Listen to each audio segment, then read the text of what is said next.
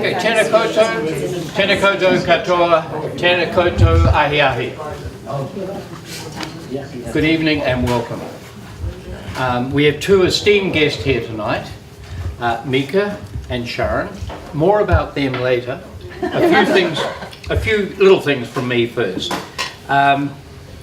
Firstly, acknowledgement that Paradox and Terry are here. Mika's wonderful book. Have you got it there, Mika? You were going to flash it a minute ago. You left it behind. It's over there. It's over there. There is with Terry at the back. And we really, want to support our local bookseller. So remember that book. The book is here. The book is lovely.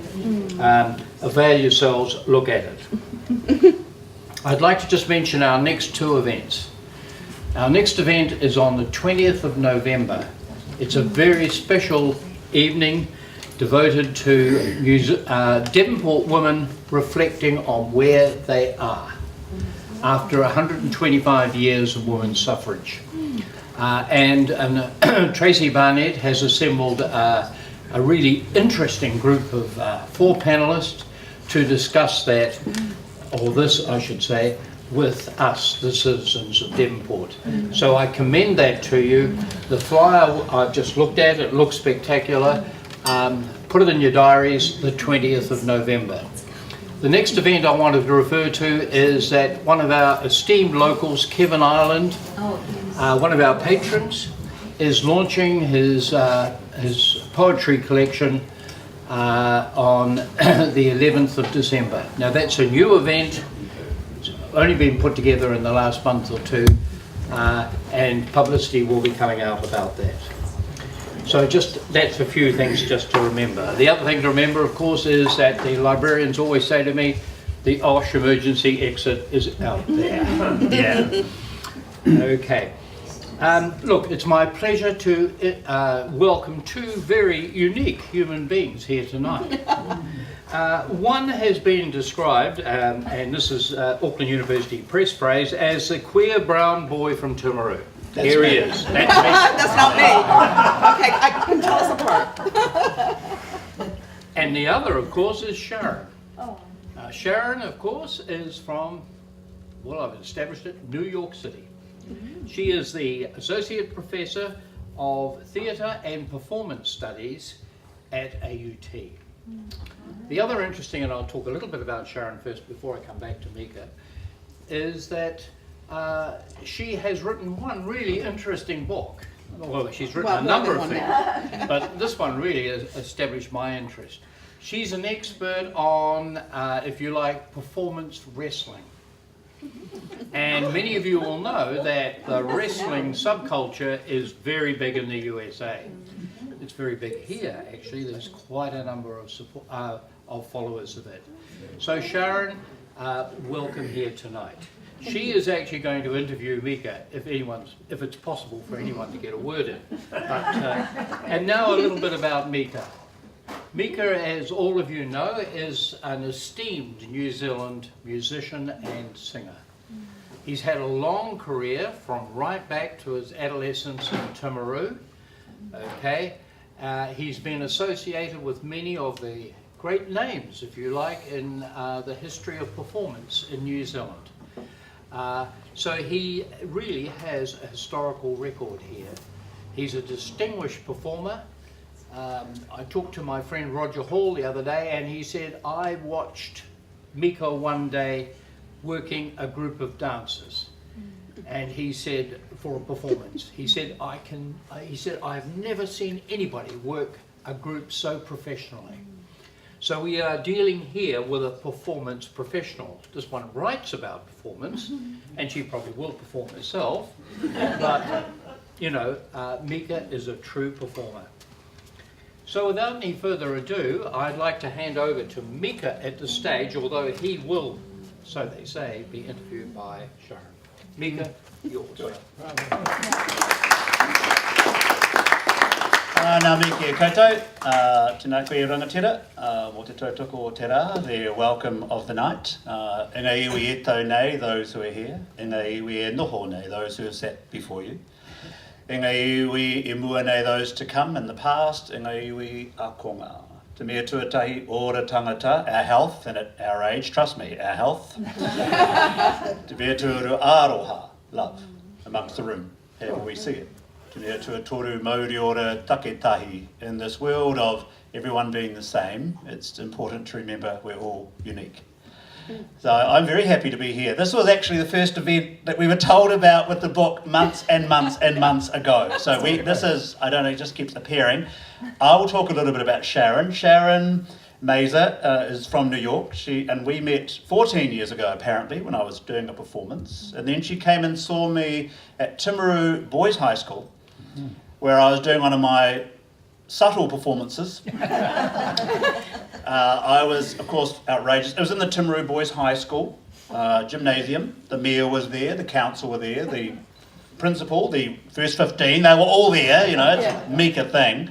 And Sharon couldn't believe that this very shy, demure, openly loud queen of Timaru could be like that. And we got chatting and I said I always felt New Zealand had this capability of accepting difference. You didn't have to agree with it, right? But we have a way of New Zealanders accepting difference. I've always thought that's quite unique. You don't have to like someone or something somebody does, but we've got a pretty good way in New Zealand. Like, you know, if you're a wanker, you're a wanker. I mean, that's a New Zealand thing. And she was taken, and then she spent 8 years writing this thing that's come out. That's it's not what either of us, I don't know what I expected. So Sharon is going to interview, and I'm going to interview her as well, backwards and forwards. But the beauty of it is now that, for me, now the book is out, it has freed me. With the book that Sharon's written, I can I don't say you let your history go, but it's allowed me to try new things and want to do new things. So even as we speak, Auckland Museum is now taking truckloads of Mika memorabilia. Forever, it's gone, because she's released me from having to be whatever I perceived myself to be. And reading the book, I now know who I am. It was very helpful, because I had no idea at all what I was. And then she writes these things, and yeah, exactly, exactly. And if you have any questions at all, just throw your hand up. Yeah. And of course, like, we're all over 25, so speak loudly with good consonants, so we can all understand. Yeah. So, ladies and gentlemen, the author of I Have Loved Me a Man, The Life and Times of Mika, Sharon Mazer. Yeah, you're in charge. I'm in charge. He's also a really good stage manager. Yeah, you're brilliant. Thank you, Mika. I don't think that's on. It isn't on, so it's like, oh my God. See, I'm gay. I'm really gay. That's perfect. You see, only gay men. Turn the microphone on, get the lighting right. It's the pop. It's the pop that counts. It's the pop in pop culture. It's the pop in popular performance. It's Mika. Mika is brilliant, can I just say? And he's being really generous here, because this has all been a conversation. He's right. We didn't know what we were. We knew sort of what we were doing. We knew that there were beautiful pictures. We knew that I could be an academic when I choose to be, and that I'm really happy just toddling along into the room and watching things happen and making things up as I go along. It's a different patter than Mika's, but it's still a patter of its own right. It's a language. And I don't know, it's the generosity of that. It's actually, I'm having that moment because we haven't done this. You know, it's usually you singing and me going, wow, cool. It's the generosity of that moment. It's the making welcome. It's in the performances and in the process, the long process of making this book. I think we actually started in earnest 8 years ago, but we did the first scanning of images, I think, before that. When we first started talking seriously about this book, it was the generosity. It was the giving over the story and the reciprocity of that and the making of a sense of belonging together in this thing that we were making, that I think is the most important thing. And it's the people don't talk about, people expect academics to be a certain kind of, to talk a certain way, to have a certain posture, and obviously you can't get away with that if your first book's on professional wrestling. You can't all of a sudden haul yourself up to you're almost 5 feet tall and say, hey, I'm a serious academic, because people laugh you out. And then I'm a serious academic because I'm writing about Mika. They almost take me seriously because I've written about you. I might be a serious academic eventually. It's a race. Yeah, I got funny looks. People would say, oh, you've got a book, and they'd say, who's the publisher? And I'd say, Auckland University Press, and you saw their face go, oh. It's lovely, because Auckland University Press, of course, is known for being very astringent about being academic, about being deep. And isn't it funny how in New Zealand I can be deep? The depths of the shallows, as I put it. What that means, actually, I don't know what that means anymore. Well, we've been plumbing the depths of the shallows together for a very long time, and I think, and that's actually not a bad thing to do. It's, I think, there are two things I think I'm sort of stewing on in my head at this point, and I sound like an academic, don't I? It's terrible. Oh, it's horrible. It's a horrible habit. The first is that I think what's most interesting in this world as a former theater artist and a current performance scholar, I think the most interesting things in the world are the things we see but we don't actually look at. And Mika's performances are, whether it's in Timaru or on K Road or at Edinburgh, wherever, New York, or San Francisco, those performances are things everybody sees. Almost no one hasn't seen Mika perform at this point, I think. But nobody's actually looking. And so that's the trick as an academic, as a performance scholar, is to look at something that we're taking for granted, and the other part of that is to create that as a conversation, and through that conversation for us all to be in the room together in a way, to define and to find how it is we're together, how to make communities, how we make families for ourselves. For whatever reason, we make families for ourselves all the time, and we move through that, and we understand it, and we make ourselves in that. So Mika is the quintessential self-made man, but he's also someone who lives in whānau, in family, in community, and who creates a place for all of us in that, and it doesn't matter who you are. So when we were launching the book, or when Mika was launching the book at Shanghai Lil's a couple weeks ago up on K Road, you could look in the room and you could see one of everybody, and nobody didn't belong in that room.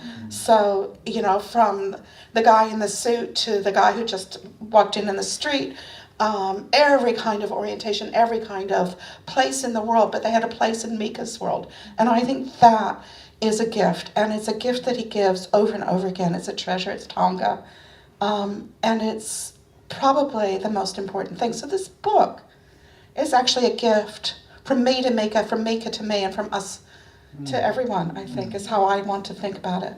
So Mika, why a bloody book? Why did there have to be a book at all? It was your idea, it wasn't mine. It was Mark James' idea. My director from Britain was doing a PhD, and he said you should meet Sharon, a white Jewish woman from New York.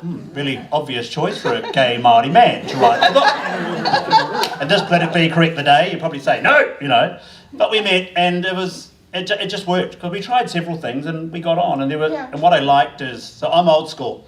I had a documentary many years ago, Maramena Roderick, with my dance company. And when she made the documentary, even though I executive produced it, which means I found the money. Executive producer means you find the money. That's what I do. But the condition was I didn't get to see it until final cut. And I did the same with Sharon. There are things we spoke about, but as an author, she had to say what she wanted to say. Otherwise, I'm just a Spice girl. Remember that Ginger Spice who did her own documentary years ago? She produced her own documentary about herself. Creepy. So the idea was, if she was going to write a book, it had to be her voice And there are things in there I go, but that's important because Sharon, a white Jewish woman, New York, sees things that potentially other people see that I will never see. I will never ever understand what other people see when you perform. I mean, I don't perform for clapping. I perform now to engage. I'm not a gigger. Do you know what a gigger is? They get rung up and they sing at a pub on a Saturday night, ABBA covers. Yeah. Okay, I don't gig. I only perform because I want to create and express. So I'm lucky in that respect. All my shows are mine. I make only my own work, my own films, my own television. If you see me in television, bet you'll see executive producer at the end is Mika. And I've had that luxury, and there are not many artists in the world who can have that. So I also gave Sharon the complete license. And the interesting thing about the book that I've already heard from some young people is our history. You see, what we all forget in this room, you need to start putting your histories on Facebook. You need to start putting your histories on Instagram. No, you need to start putting your own history out there, because there are young people in Devonport or wherever they are who will go, oh, really? And they're actually interested. It's fascinating. They had no idea how the world used to be. And these are gay kids, Oh, was it like that? Oh, I'm like, yeah, it was. And it wasn't better, it was different. That's what I say. So our stories, which I'm enjoying, is seeing a whole generation or other people, so a younger generation going, wow, that's what I like, and an older generation having their stories spoken about, their time spoken about. And whether you are straight, gay, white, Asian, whatever, everyone has a story in New Zealand. And the great thing is there's only 5 million of us, like a suburb of Tokyo. Seriously. And people we can still share. We still have that luxury here. And the fact I know people will read the book and they'll just talk about it. And I already know people who think they've brought the book, who haven't brought the book, who are talking about the book. But that's what you do. But all your stories collectively, if there was a Facebook page and all of you just once a week added something, young people around here would go, wow. And the thing you have here, which is really valuable, is you have a community. Devonport has what do they use that word? Brand. Don't you love that word? You're a brand. No, you have a community, and your stories. That's what Sharon did with the book, I felt, was speak to a somewhat voiceless community as well, which I was totally unaware of until I read what you wrote. Thank you. I have about 5 questions as usual, and they're all floating. One, I know. Jesus. I know.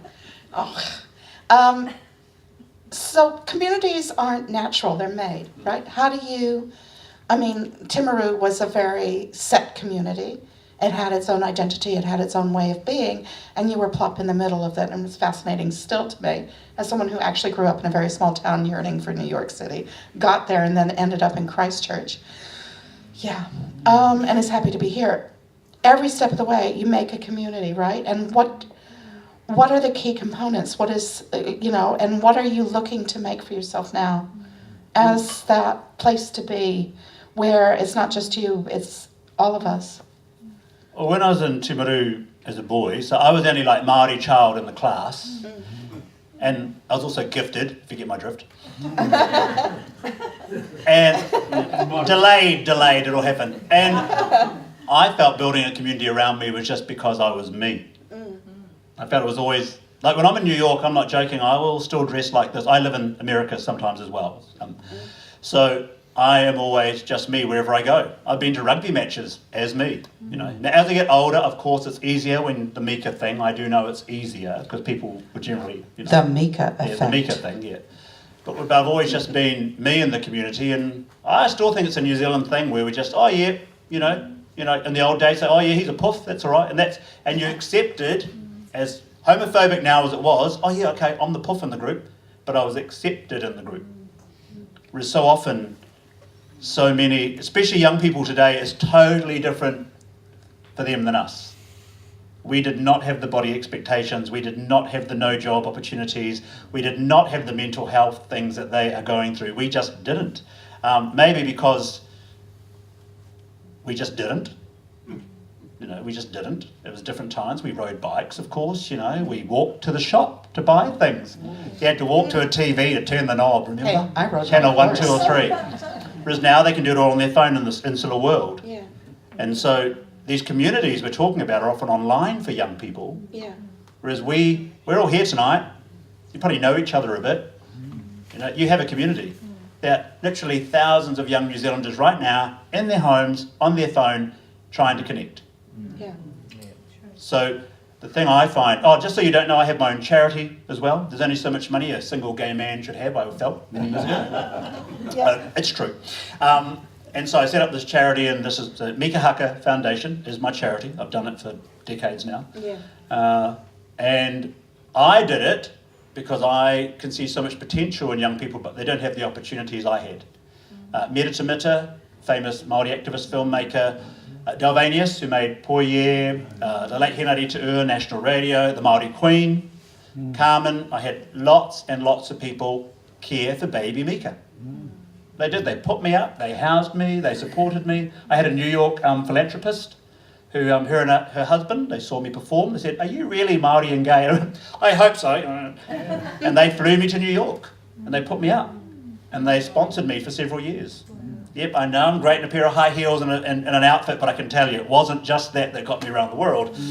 You know, so the love of so many people, and that's how I felt I could do the same thing. And I do it because I like doing it. Let's get that clear. I actually love doing it. I don't do it because I should. I actually love doing it. This weekend I take 8 young people, straight, gay, actually these days just whatever pronoun you want to use, because that's just gone, male, female, everything They don't in between. use Yep, in my world. And I start teaching them how to make money in the next 18 months to do their to change their lives. Wow. And they're all low decile.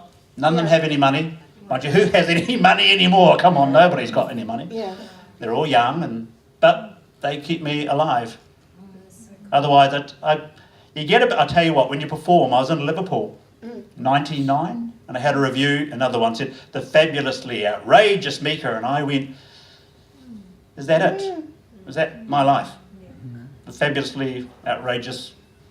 And I left and came back home, and I still perform. I still do lots of things. You know, I make a film in a few months, and my own film, and we've still got shows. But I know there's something. I think you're all doing it your own way. Many people in the community are doing things. And I don't often do it in the media. You don't really see me with a young person, "Look what I've done." It's not, I don't do it for that reason, because I'm very aware, being the Mika, I could, and it's not really why I do it. Sort of, you know, there's a lot of huge success, massive success, TV, fashion. I had a young man do his first New Zealand Fashion Week show this year. I took 5 of them to Edinburgh Fringe Festival, you may have heard of. So the 5 of them went there. There's another 3. One's just signed a 6-figure deal in music in America, you know, so. But I'm brutal. I'm old school. Brush your teeth. Have a shower. Dress up. Get up. Stop eating sugar. Get rid of the junk food. Stop watching TV. Turn that porn off. You know, it's the old, you know, the things we were all taught when we were kids. We were all taught that. And so those values I hope to pass on. If ever you meet them, Sharon will tell you, they always look you in the eye, don't they? They look you in the eye. They're absolutely gorgeous, these kids. And no, I'm not supposed to call them kids anymore. Young but adults. I'm old. Young I'm adults, old. yes. And I'm old school. But they do. They say kia ora, and they kiss you on the cheek, and they're gracious and kind and ready to work, ready to do whatever's there. But I think the thing is, Mika, and I mean, I know you're not one to hide your light under a little bushel, but I think the thing that's interesting is, that the depth of the shallows is kind of really truthful, because he looks at everything and pulls what makes sense from the world around, and what's current, what's going to be current 5 minutes from now. He has a good nose for that. He spots it, and he puts it in through the Mika machine, and it turns into something really wonderful, really distinctive, and really unique. And it's the same with people. He looks at whoever he's talking to, he finds what the thing is that they are or could be, and that thing that they're going to be 2 weeks from now that they don't know themselves. And he starts collecting that as well. By looking at people in the way that you do, looking at people the way you look at social trends, the way you look at music, the way you look at any kind of performance that's floating around, and you make a piece of it, you find the piece of it that makes sense to you, and you put it together. That's what you do with those kids, whom I will persist in calling kids because they're not here to be mad at me. my daughter's 23 and she's mad at me as well. And actually, I do want to share, because I think this is funny, and he will do it with anyone. When my daughter was 14 years ago, she would have been 9. I think Mika used to, because he was coming and going from Christchurch a lot at the time, he'd swan into my house, make himself some eggs, sit down with Casey, and offer a conversation with her, whatever he thought her little mind wanted to have a conversation about. And it could be intellectual property rights, because she had her art on the wall, and he told her all about, she's 9 or 10 years old, all about how to protect her intellectual property rights. And, the next time he told her all about condoms. I turned around and there was a conversation about condoms, and she was absorbing that. And it was just, it didn't matter, because it was about that intimacy of that conversation, about testing with whatever you had in your own kete at that point.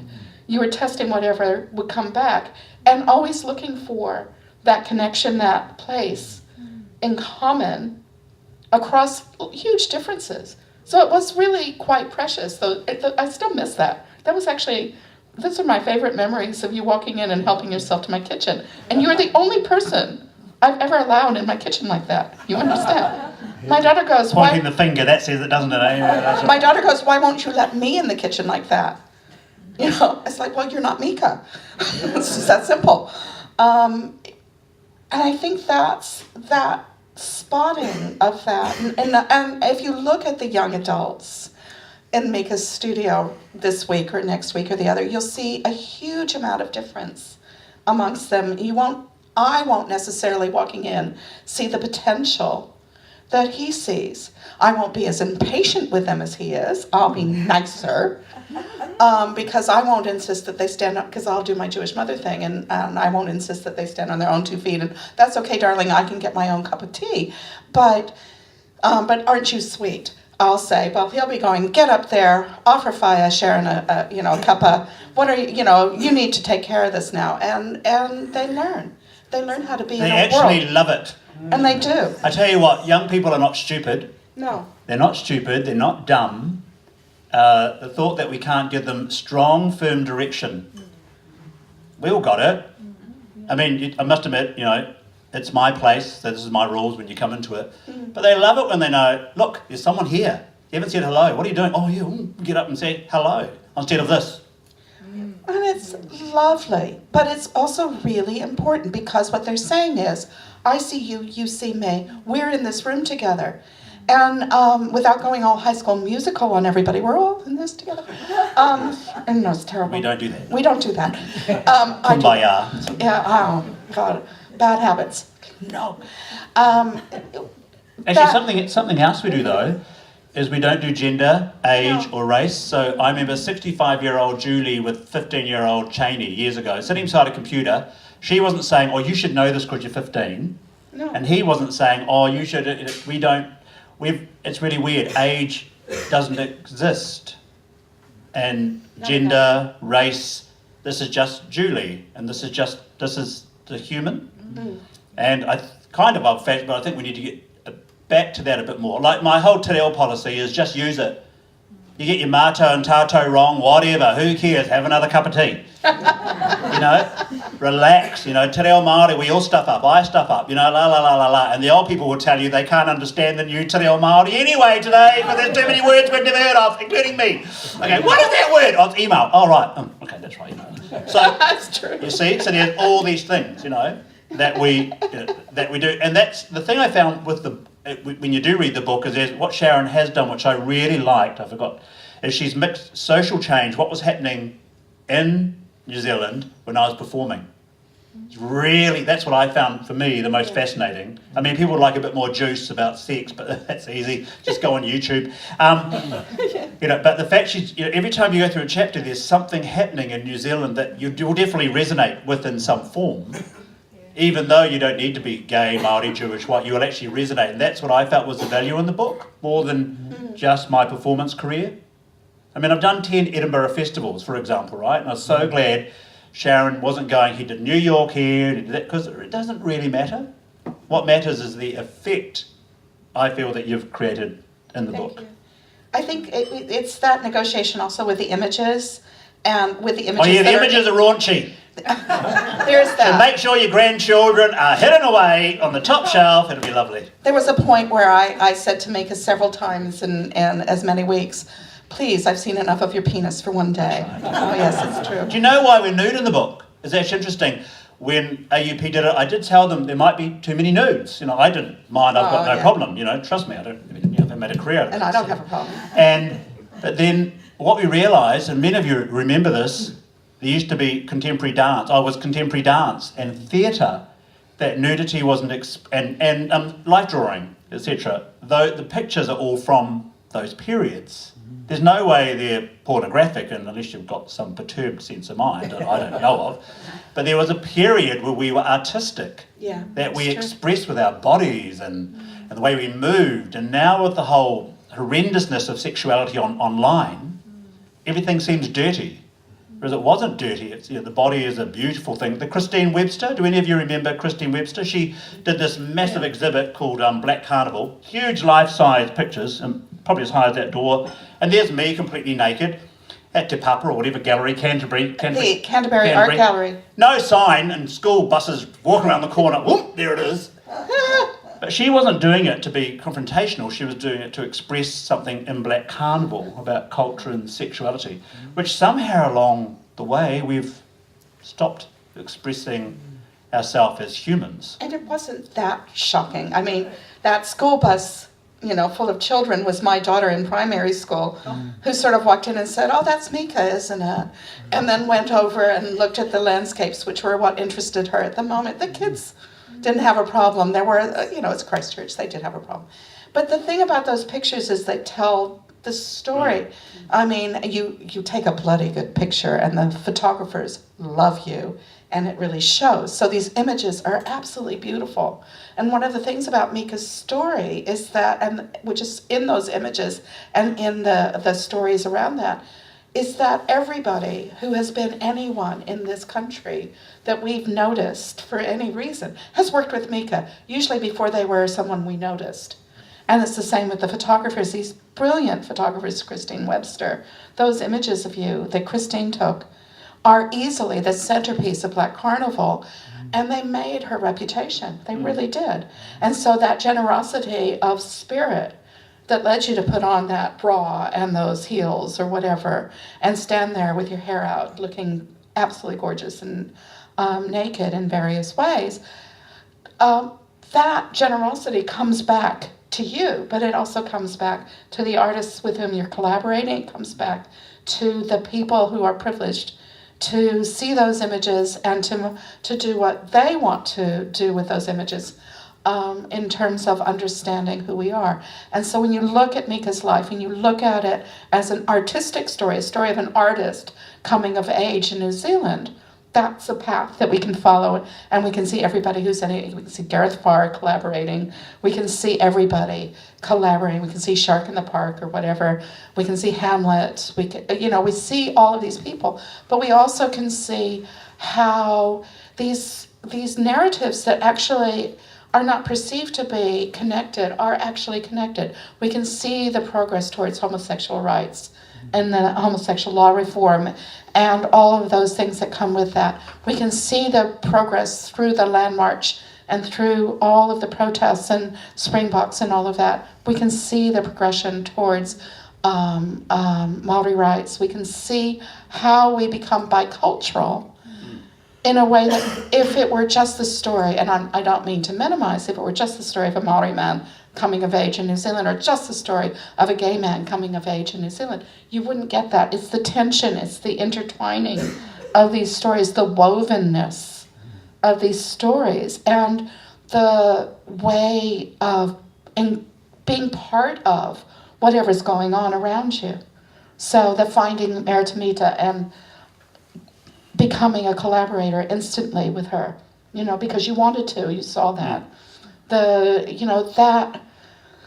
That's value added for all of us. It enriches everything, whether or not you see it. The love between you and the Māori Queen, and the story you told of when of during her tangi when you were performing. That's really beautiful. It's not in the book. You'd have to tell it now, darling. Okay then. the Māori Queen was a wonderful supporter. She saw many of my shows, and when she passed away, I was rung up to see if I would perform for the Body and State, the Pō Whakanaho, the night before. And I thought, obviously, I'll wear all black and sing traditional, more solemn Māori songs, and they said, no, we want you to perform what you performed for Te Ariki Nui the last time. No, you don't. I was wearing a blue Isi Miyake octopus outfit, impersonating Whitney Houston and Kiri Te Kanawa. So it was.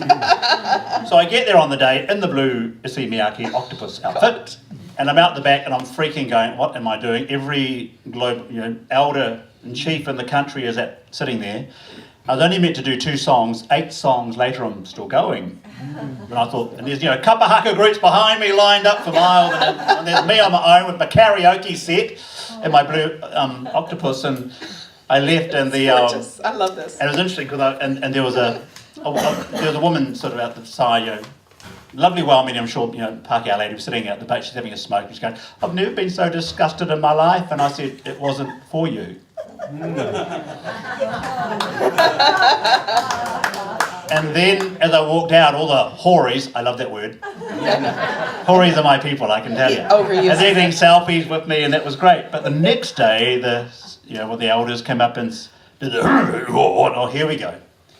We just want to thank you on behalf of the old people. And I said, why did you keep me singing? And he said, Mr. Paki, her husband, popped his head around the corner with a smile, and no one had seen him smile for 2 days. Oh. I love this. So the old ladies, the old Māori woman who I love just went, keep him going, And I kept going. The last thing I remember is impersonating Kiri Te Kanawa doing Whitney Houston. That sort of thing. Oh, that's a horrible thought. I know, horrible thought.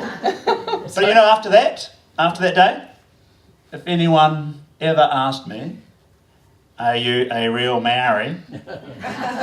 I never have to worry ever again. Because once you've sung Kiri Te Kanawa, for our great Te Ariki Nui, in a blue Isi Miyake octopus outfit, on the pai for hundreds of elders around the country, and you get the thumbs up, I'm going, yeah, hell yeah, I'm as Māori as I need to be. Thank you very much. And that's it. Yeah, they didn't get it in the book, which is quite interesting. But it's that's what she liked about me was, have you heard, what the court jester is, okay? In Māori culture, a court jester, which I am one, are the sort of people who say the things that should be said, but in a way that's kind of funny, that the king won't cut your head off with. Yeah, that's what I've done my whole life. I've said things that probably at the time, like when I was doing Māori land marches, I don't know if you know, I was adopted to a Pākehā family in Timaru. Wonderful whānau my whole life. So when they were doing, you white fellas, I was going, I can't do that. My sister and brother, mother, my mother had passed away, but they're white. So I learnt the way to do activism was to make people laugh. White people, brown people, everyone laughed together. And that's, my activism came out of humour. Yeah. That was how I did it. And I felt if we can laugh in a way that lets us feel safe and free, then we talk more. There's so many divides now. I've got poor Pākehā friends who go to events and go, oh my God, I've got to speak Māori. Just go kia ora and then speak English. And they go, what? And I said, just say kia ora. That's all you need to do. Don't do any more than you need to do. Because I have said recently, you go to these events and some of these MPs and stuff get up and they feel like they've got to speak Māori.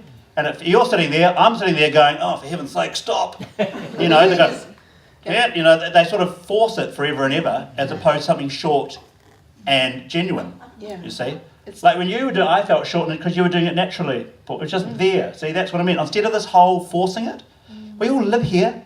And everyone speaks fluent Te Reo Māori. You know Rotorua, Tauranga, Timaru, you're in. Bet you can all name 50 place names. I bet you can all do it. So we all speak Māori. There you go. That's a good way. That's why I started. Oh, we get this baggage now. And we need to play like we used to a bit more. And we make mistakes. We make mistakes every day. That was the old days. And so, I'm sorry. Could I ask a question? When did you, as a kid, become aware of your Māori heritage? I became aware of my Māori heritage when I was cutting out a Weet-Bix packet. They used to have collector cards, the Maori way of life.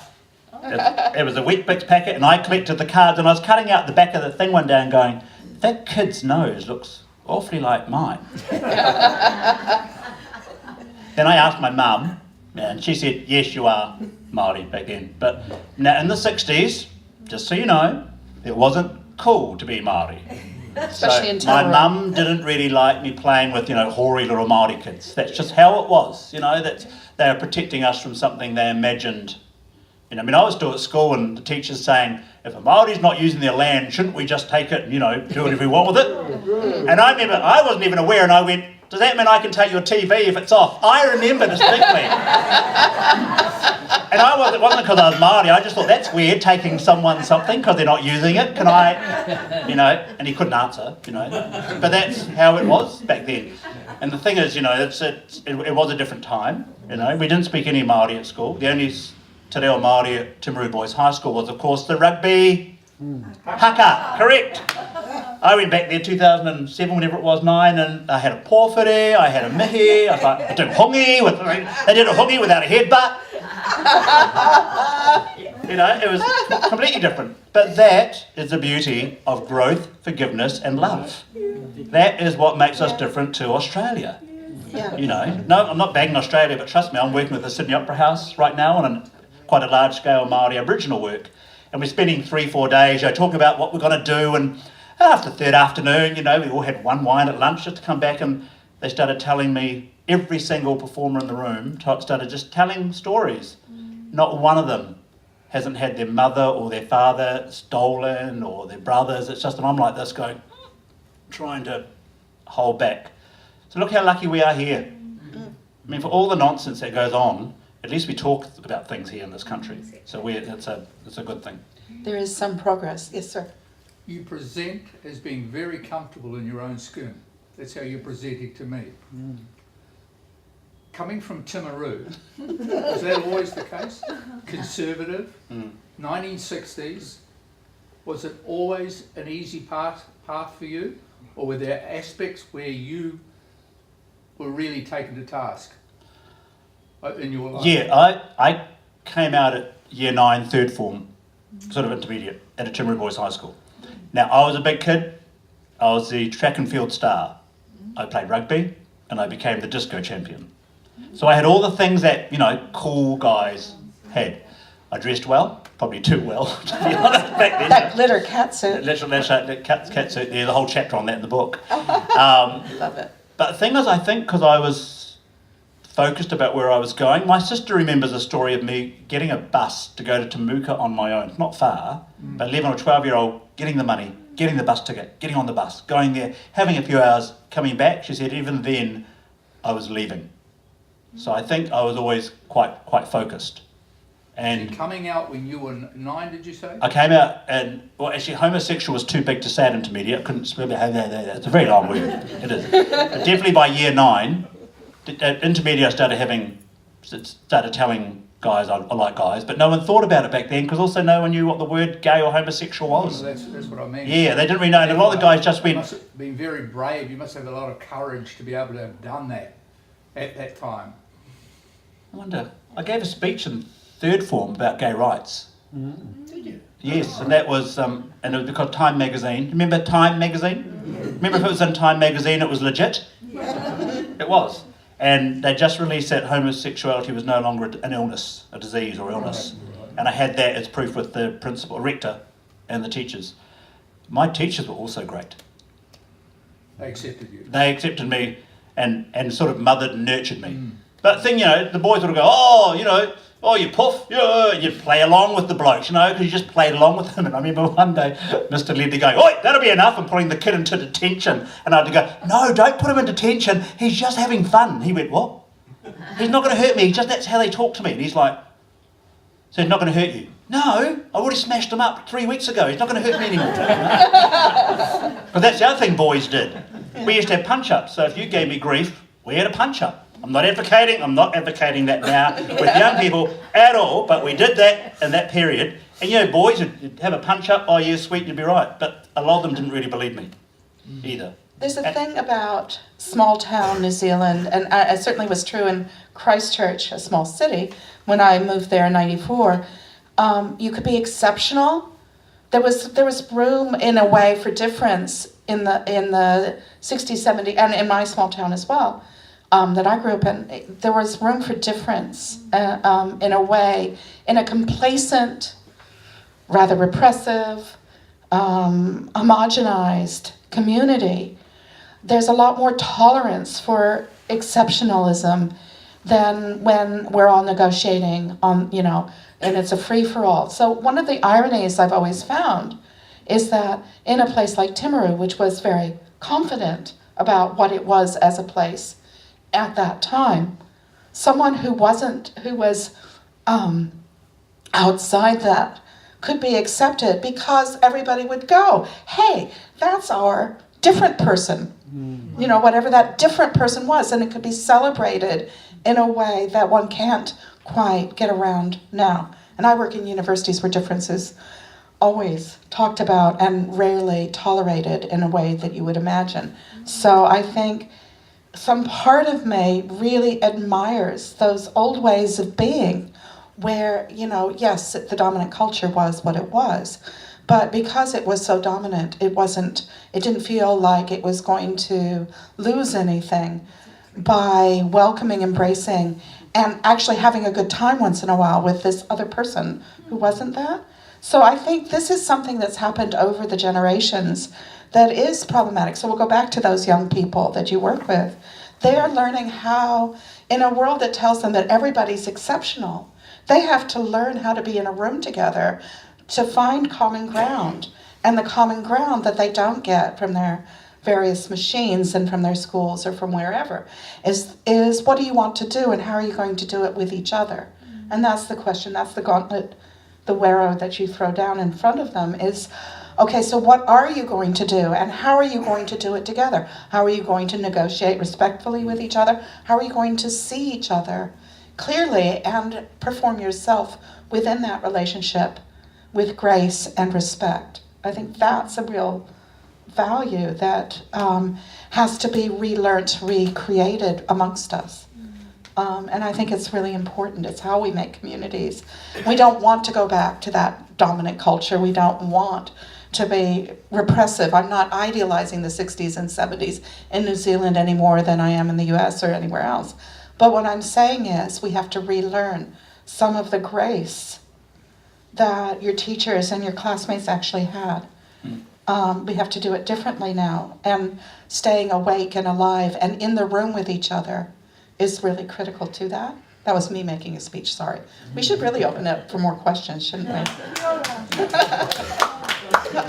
I also had, because I played rugby, I had my mates around, and I got used, because back then if you were gay you had to pretend you're a bit more effeminate, so I was kind of almost like the girl figure, feminine, so they'd sort of look after me as well. There was that. I mean, I never got punched up, but that's, I normally I'd punch them back for a starter, it's what boys did. But and I remember just now, all my mates, Gary Linton, they all being around, and you bet a disco, anyone, and my uncle was the bouncer at the disco, so any nonsense, and she was big, he didn't know,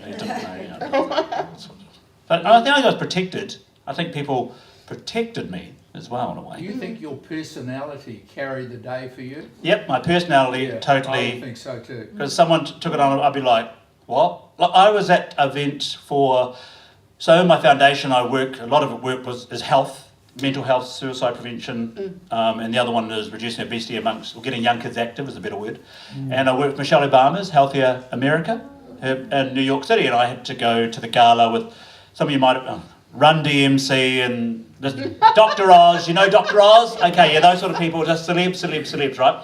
Ariana Grande? No one knows it. No, right, here we go. Anyway, ask a 12-year-old. Anyway, and I turned up actually something very similar on the red carpet at a worldwide hip-hop event in New York, dressed like this, and one of the paparazzi rang me the next day and asked, you turned up, you didn't look like any of the hip-hoppers. I said, no, I try not to look like an African-American. That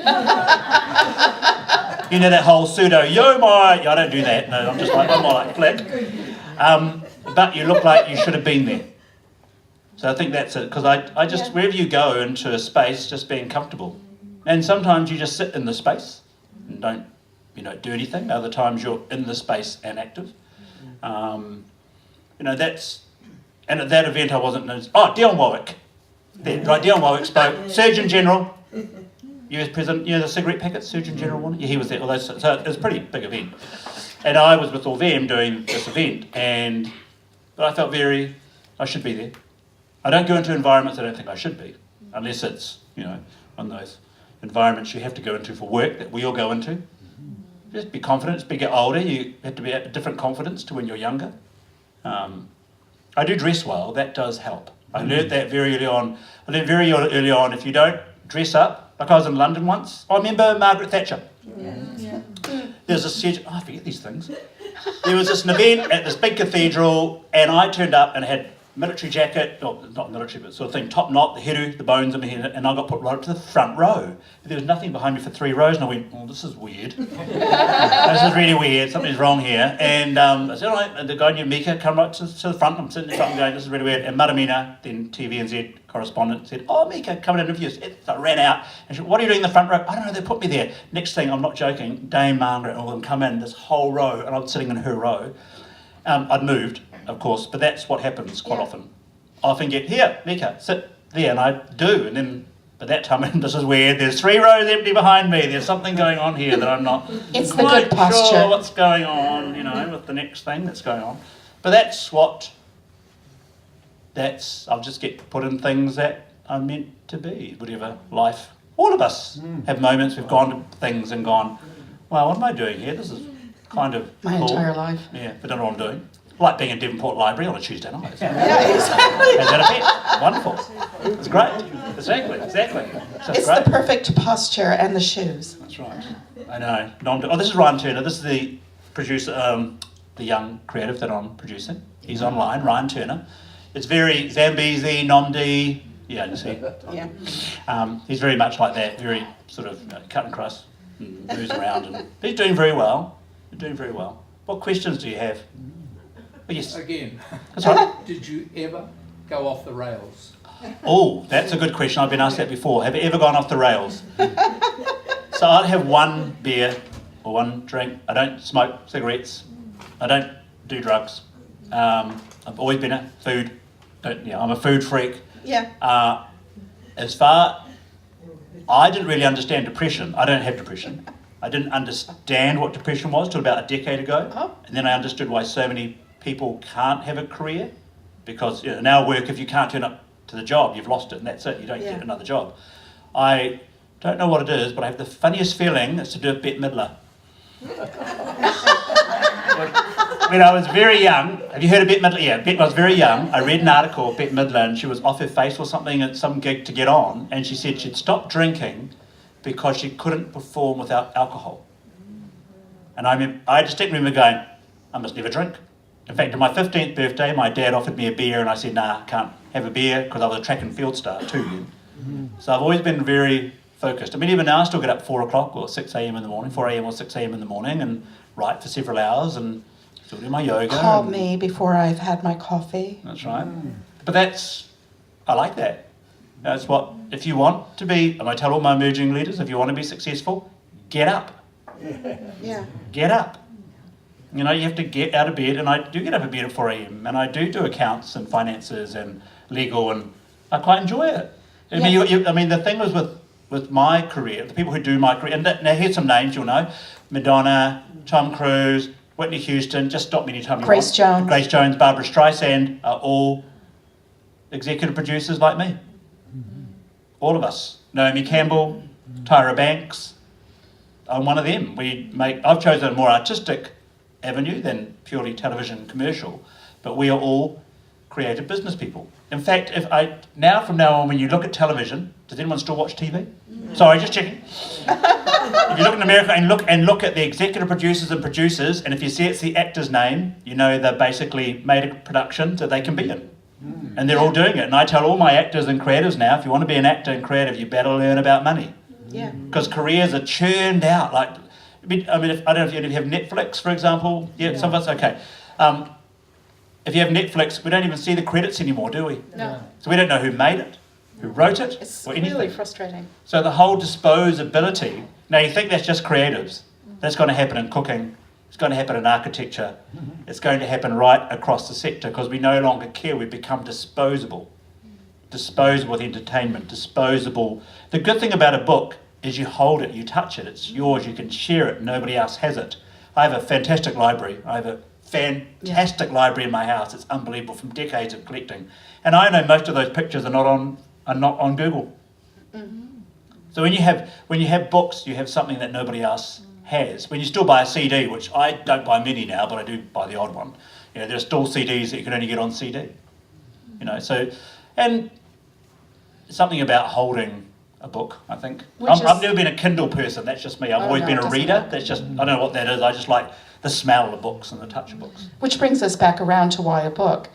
I mean, that was really important to us right from the get-go. This was going to be a beautiful art book. It was going to be basically the pictures, and I would do a little writing just to, carry it on. And then I think we have to give huge credit to Sam Elworthy, the director of Auckland University Press, and the conversations he had with me first and then with both of us, and the team there in developing a beautiful art book that also is an academic book, but the commitment was always to a beautiful book. Yep. It Creative was New Zealand and Gerald and Marty Friedlander Fund have funded it so that it could be this beautiful book. The risk that they've taken with this, the commitment I was going to say earlier on. We sat with Sam at what critical moment, God, it was a while ago now, and we said, there are a lot of full frontal male nudes, and we like them. And you can't tell the story of Mika without these images because those are the famous photographers, those are the beautiful, beautiful, beautiful images, and they're fun as well, and some of them are quite funny. And he said, sure, right, no problem. I said, should we put an R18? Mm-hmm. I think you were more worried than I was. I was more worried in the sense that at least if there was a warning, it would sell better. Yeah. I just meant if you got an R16, I'm going to buy that. But apparently not. A little plastic band around it so you couldn't open it. Remember like the Madonna book? I wanted it like all sealed in Madonna, but no. Sam was like, no, I've talked to It's going to Whitcoulls. In Whitcoulls, of all places. How did you do that? He did that. I mean, we did. We offered, plastic wrapper. I was thinking of Madonna's sex book, which, came out when I was still in New York and was on the counter in Barnes & Noble, and somebody ripped it open the pack so you could look at it without having to pay whatever ghastly amount of money, and then you went, oh, okay, I don't care. But this is like, Sam said, no, we don't need a warning. We don't need to wrap it up. And he went and checked with the censor. No, we're not going to get into trouble. And he said, if we're going to get into trouble, that will be interesting. That will be fun. That will sell books. Right. So that commitment of the press to making this book on the terms that we brought to them. There was another reason I like the nudes. When I go buy a book today, I want a reason, if it's got pictures, I want a reason to buy the book. Yeah. And the arty nudes are unique in the sense it's the first Māori male who's nude in a book. Wow. And I know it's bizarre, you think in that respect, and I went, and I know when I buy books now, especially art books, I really want them to do something to me when I open the book. So, and it's getting harder to choose books. Yeah. Because publishers are having to make every book as wide as possible instead of being, let's talk to a community. Yeah. And that community we don't know who those communities are anymore because I use the word spectrum. So my audience is spectrum. They are LGBT. They are, which means queer kids, but the straight, straight oddities. The age doesn't respond anymore because a 14-year-old and a 60-year-old almost can look at the same things. They are Māori, have an interest, but they may be Chinese, and they generally have an artistic bent. Yeah, it's pretty much all of you except a couple of categories, but you get my drift. You see, so the days of saying, it's for women 40 plus, and that's sort of we're not doing the Nielsen's our sense of market has changed immensely, and it's great. Why should it be age and race? Why should it be defined because you're a 40 plus white woman or something? You may be interested, in ice hockey or gaming. Who knows? There's all these limitations that just don't exist anymore. They're gone. So my audience is spectrum. It's a big tent we're in. And I will say, again, I just want to say one more thing about how brave Sam has been. When we're negotiating with American university presses, and we were told that we'd have to cut some of the kiddie pictures, because we do have Mika looking gorgeous in a paddling pole, his first nude. We have Mika's first nude. He doesn't like it, but I insisted. And, they She said... keeps saying that, but it's not like it. Yeah, right.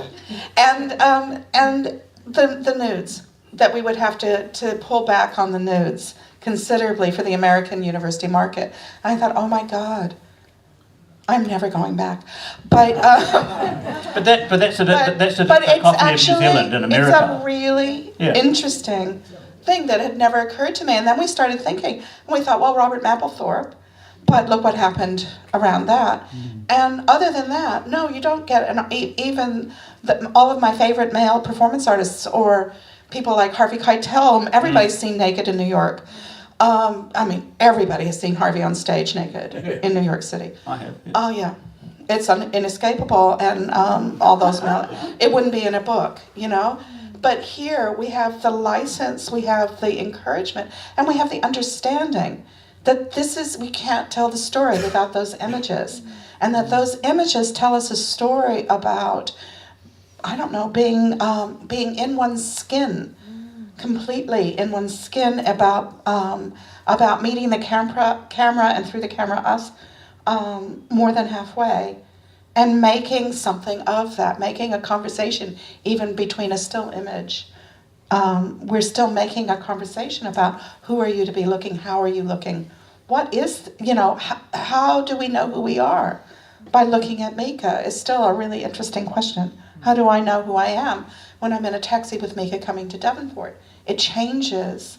It makes me think again. And these are social ideas. These are about being in a room. These are about making rooms to be in with each other. It's a really important thing. And so those images are actually part of it.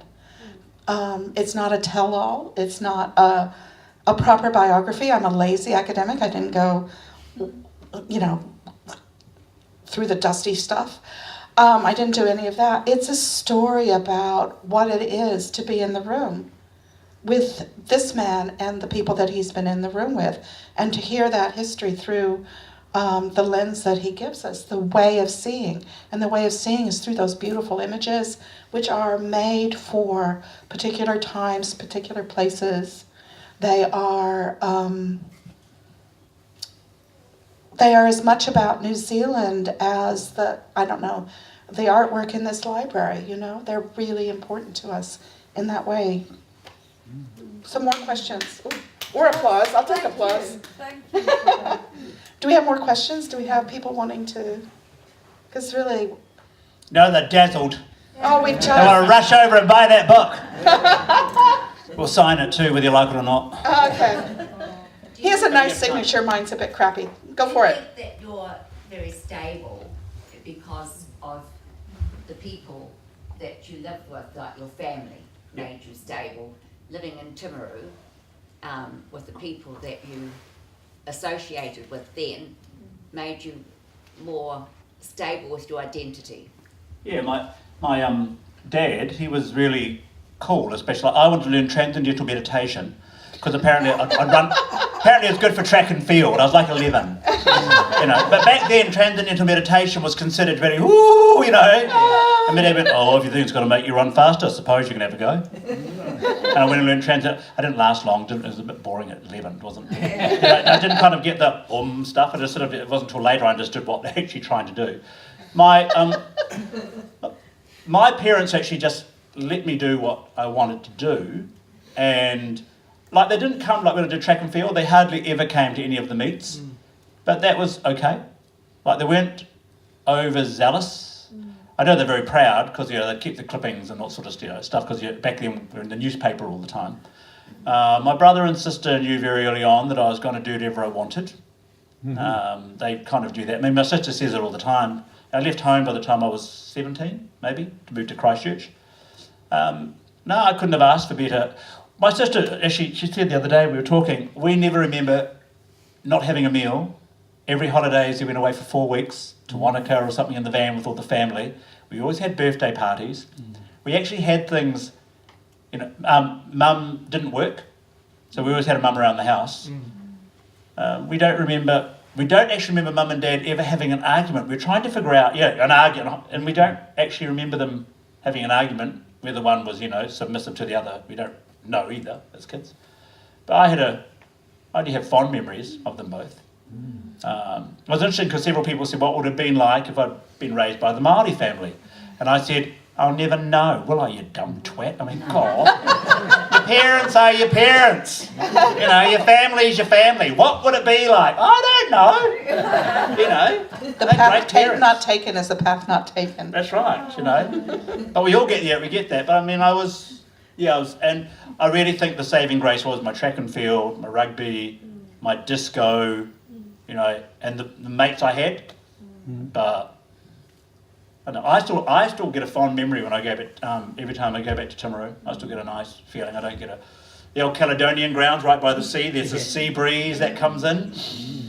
I've got a big flash track and field now. I've never been there. I just go down and sit by there, and it's all beautiful, you know. And I had track and field mums, Mrs. Beard, and you know, had lots of support.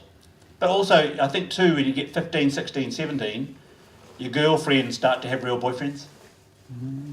And I didn't really hang out with guys much. You know, I hang out with older people, but not guys. And that's when I sort of left for Christchurch. But went to Christchurch and heaven helped them. Then I became, boom, snap, overnight. It was like loud as. It sort of released overnight. It became gay as then. Because then you were very gay. You know, you're just very gay. Now you don't have to be as gay as you were back then. You know, like it's true. It's different now. Now you can just totally different now in the 70s. Back then you had to be really hi. Now it's kind of hey, how are you? You know, it's good, different. Not better or worse, just different. That's what I keep saying. You know, we keep comparing what it was like. That's our nostalgic memories coming in. You know, we've got good things now. We've got phones will save us in an emergency. Once we didn't have one. How did we save ourselves? Phone boxes. How did we know where we were going before? Because you used to say, I'll see you at 1 o'clock outside the movie cinema, and you would be there at 1 o'clock outside the movie cinema. That's what you would do. Yeah. You know. Now you make appointments, 3, 4, 5 times and cancel them on the day? Yeah. I'm on my way. Really, I'm on my way. Oops, can't get there. Can't get there. Can't do it. Yeah. How are we for time? God, we're old farts. Thank you very much, Mika, but we're going to have to catch our food. Yes. All right. Take care. All right. I think that's our cue, isn't it? Yes. All right. Thank you, everybody. That's your cue. That's my cue here. It gives me great pleasure to say thanks on your behalf, and thank you for coming. And I'd like to just put a personal welcome to Devonport, to you both, Sharon and Mika. I first came here in 1959, so I'm getting assimilated.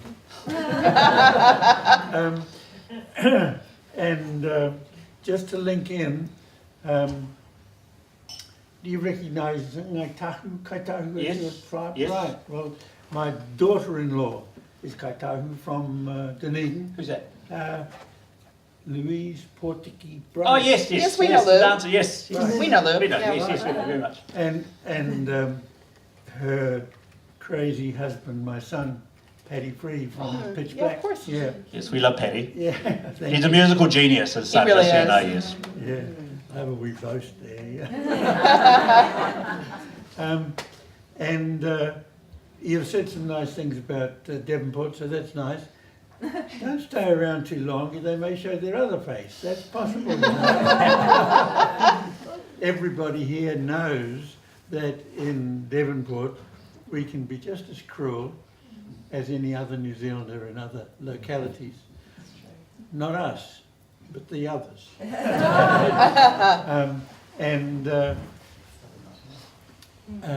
So I would just say what a great evening it's been, and to thank you very much.